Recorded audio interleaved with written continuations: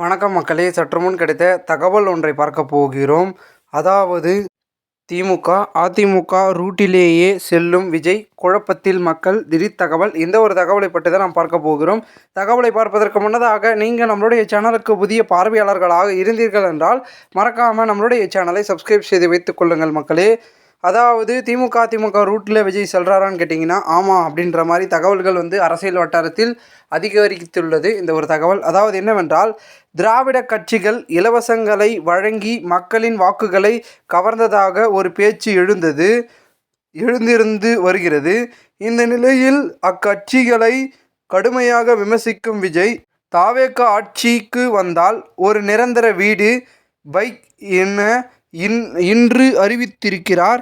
இந்த நிலையில் சர்க்கார் படத்தில் இலவச கிரைண்டரை நெருப்பில் வீசிய அதே விஜய்தான் தற்பொழுது இலவசங்களை கையில் எடுத்திருப்பதாக நெட்டிசன்கள் தெரிவிக்கின்றது. இந்த ஒரு சூழ்நிலையில் இவரும் திராவிட கட்சிகளின் போலை செயல்படுகிறார் அப்படின்றது பார்த்திங்கன்னா இதன் மூலமாக தெரிகிறது என்று அரசியல் வட்டாரத்தில் ஒரு பேச்சுக்கள் எழுந்திருக்கிறது.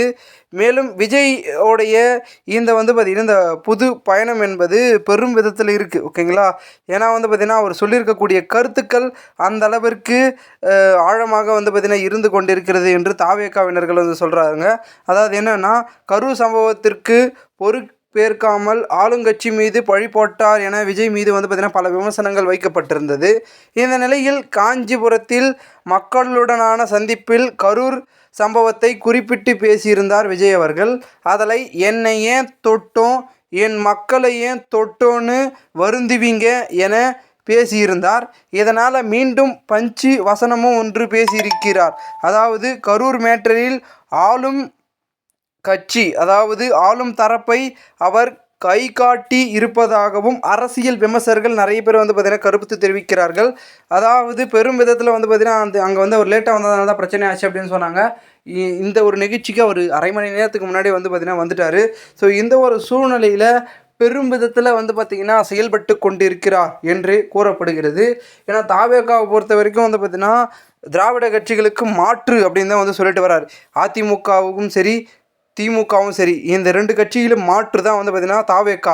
ஸோ இவங்களும் அவங்கள மாதிரினா அப்போ இந்த கட்சி எதுக்கு அப்படின்ற மாதிரி தான் பார்த்திங்கன்னா பொதுமக்களிடையே எழக்கூடிய ஒரு கேள்விகளாக இருக்கிறது.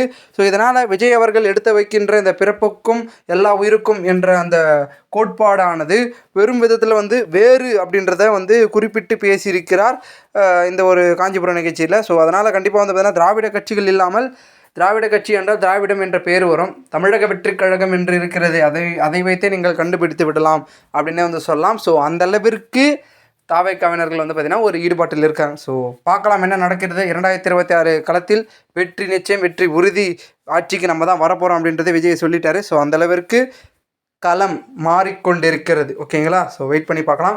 மேலும் இந்த ஒரு தகவலை குறித்த பொதுமக்கள் உங்களுடைய கருத்துக்களை கூறுங்கள். இதுபோன்று நீங்கள் அரசியல் சார்ந்த நிகழ்வுகளாம் தினசரி தெரிந்து கொள்ள சேனலை சப்ஸ்கிரைப் பண்ணுங்கள். நன்றி, வணக்கம்.